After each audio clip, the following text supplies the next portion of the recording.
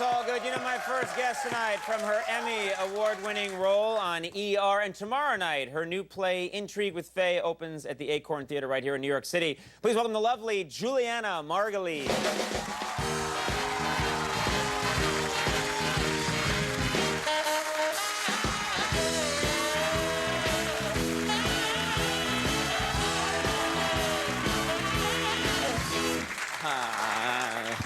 I'll help you with that, all right. I hate the women that put it on really quickly before I can help them. I actually did it wrong, I think. Oh, then you did it wrong. I will do. Oh, wait, no, you did it right in there. Oh, okay. Yeah, I'm so suave. You think it's like the year 2003 that have a better way to put a microphone on a woman than saying, there's a box with a wire on it, hook yourself up when you get out there. Yeah. But well, because when you wear it, you can't hook it up behind you with a dress on. We've had, like supermodels come on the show, and I don't know where the microphone is, and then they turn their back where the audience can't see them, and it's duct taped to their back. To their skin. Yeah, like a and you think, this is just the worst. We have the worst show in the history of television. It's every show. It's not just you. It's every show. Yeah, but we glue it on with super glue. That Most hurts. use duct tape. We're like super glue it on. That hurts. But then you get a free wax, and it's all good. And I give it. Now... we always go there. Yeah, exactly. It's like, here's the line, we cross it. It's just the way it is. I'm a child. It's okay, so am I. Your birthday was Sunday. Happy birthday. Thank you. What did you do for... Isn't that nice? It's nice, yes. I actually presented at the Tony Awards on Sunday. Was that not the gayest show you've ever seen? And I'm not saying that in a derogatory way at all. I may be gay, for all I know, but... And I applaud everybody, but what I'm saying is... That show just had... Was it too gay for you? It was having... I didn't say it was too gay for me. I said it was very gay. In fact, it wasn't gay enough for me. No. But it was men kissing men, men in drag. I mean, it was just a gay-a-thon. It was...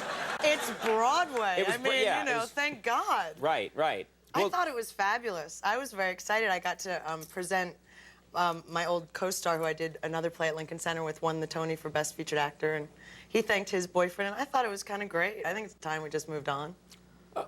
Yes, I think that's good. Yeah, all right, let's do it. Yeah. I think it's just, I think it's just, you're not used to seeing, like it was, was it CBS or something? CBS. I remember it was like very sort of old staid network, and so you're just not used to that, you know what I mean? Suddenly it felt like Were Cinemax. you uncomfortable, Conan? I was very comfortable the whole time. So why are you complaining? I wasn't complaining. Oh. I said it was the gayest show I ever saw. And you assumed it was a complaint. What's your problem? I'm sorry. You've got to change your ways, Julianna. I do, I'm sorry. You've got a lot I'm sorry.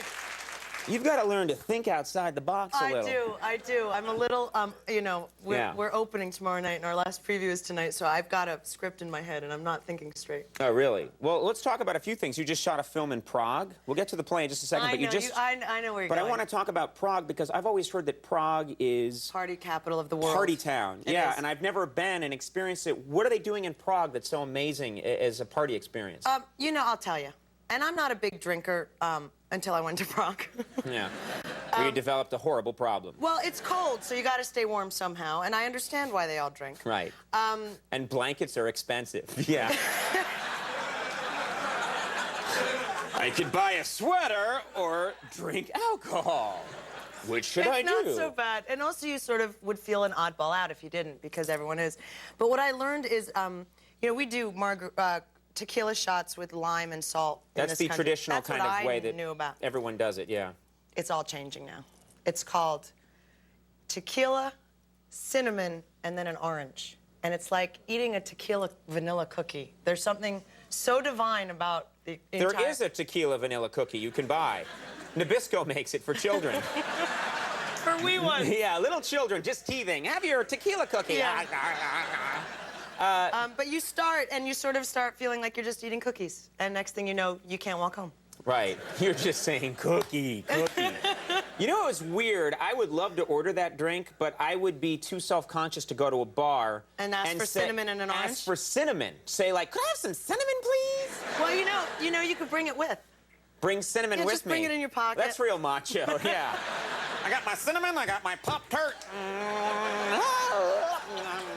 You know, I don't know, that just feels, but you know, I will say, I love girly drinks. I love drinks that have...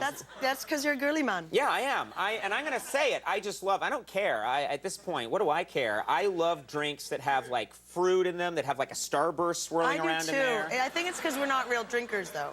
Because real hardcore drinkers think those are really... Well, I was a bartender. Right. And when someone would order, you know, Sex on the Beach or a fuzzy navel, I'd be like, okay, no.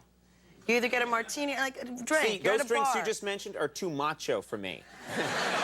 I like a drink that has, like, sherbet in it and, like, a little plastic character floating in it that when you make it swirl, it goes, whee! You want the treats. Yeah, I want the accoutrement. Yeah, and I've always thought I want someone to invent a bar where they serve super girly drinks, but in solid glasses so I can pretend there's, like, gin or there's scotch or something in there. Why can't someone have a bar where they serve a girly drink but in a cool glass that no one can see? One? Okay, it can be called Girly Man Bar. Yeah, yeah. And there's a bin of balls that you can go in when you're drunk. Just steal ideas from Chuck E. Cheese. These are all Now, in Prague, do they know the show ER? Do they show the show ER? Yeah, I think I just had twins over there. Oh, that's like happening 3 years now ago. because it's delayed over there. It's a bit delayed, but it's not. It doesn't.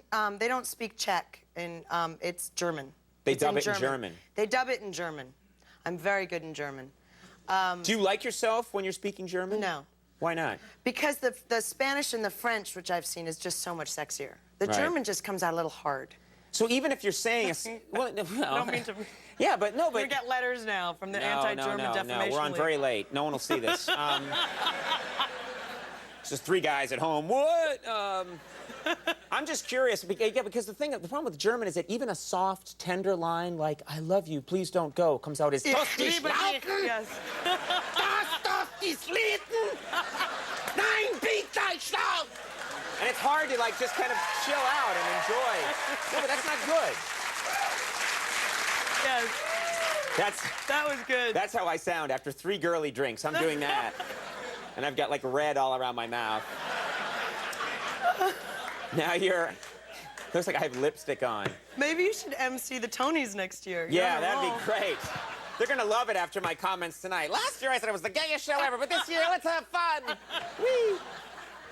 Your play opens tomorrow. It does. Are you nervous about, because all the reviews come in at once? What's your tactic with reviews? Never read reviews. Not while I'm on stage. Right. Because if you believe the good ones, then you believe the bad ones, and if they pick one moment they loved in the play, you'll spend the rest of the run trying to get to that one moment and never get it back again. You overthink it, right? You overthink it and become self-conscious in your performance. So I wait until the show is over. Do you tell your friends, please, if you read a review, I don't want to hear about it? I leave messages on the machine, the outgoing machine, saying, leave a message, and please don't mention any reviews, because people will. Or they'll say, if it's a good review, I'll call you. And I go, don't, because then I'll know if it was bad they reviews. Don't call. Right. The other thing is sometimes, like, people think they're helping, but sometimes, and this hasn't happened to me in a long time, but people would call me up, and they would say, like, when the show was just starting out, and they would say, I didn't think that was so bad, that review. Oh, that's horrible. You're not super ugly, and or you're like, what are you talking about? The worst is they just didn't get it, honey. Yeah. And then you just panic. And then you're like, you haven't read it. And you go like, well, what do you mean they didn't get it? Right. So it's best when you have to perform every night not to read. I think personally. I mean, some actors can. Right. I can't. Some people can just read anything about them. Right, because it's you. Yeah. It's you. Yeah. It's like a personal attack if it's not nice. It's a very raw nerve. And if you never read them, then you never really are in pain. Ever. Right. I never read anything for that reason. Because I haven't read a book, a newspaper, or magazine in like 10 years. Well, you know what? I watch Sesame Street. Ignorance is bliss. Ignorance is bliss, yeah. This show is brought to you by the letter E. But you know what? You're going to be fine. They're going to love you. Intrigue with Faye is playing... It's fun. With Benjamin Bratt. Through July 19th at the Acorn Theater right here in New York City. So go and see that. We love it when you come on the show. So thank you. Come back soon. Thanks for having me. Congratulations, everything. Julianna, Margulies, D.L. Hughley coming up. We'll take a break. Be right back.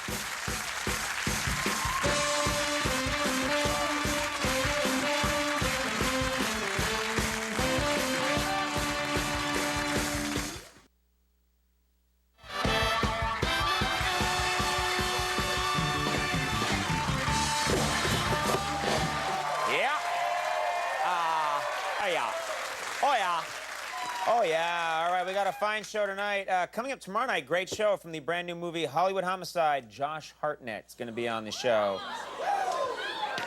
Women absolutely love that guy, Josh Hartnett. Like a year ago, settle down, fellas, they love you too. About a year ago, about a year ago, a bunch of teenage girls, like, came to my house. I have, like, this weekend place in Connecticut, and they came to my house, and they knock on the door, and I'm like, hey, big fans. I guess Conesy does all right with a lady. So I go to the door, and I'm all full of myself, and I open the door, and the girls are there, and and they're like, when are you gonna have Josh Hartnett on? I was like, I thought you came here for me. So I got a shotgun filled with rock salt, chased him off the property. From the King of Queens, comedian Patton Oswalt. He's a very funny guy. We like having him on. And from National Public Radio, always delightful, author Sarah Vowell's going to be here, so watch that show. Good show. Good show.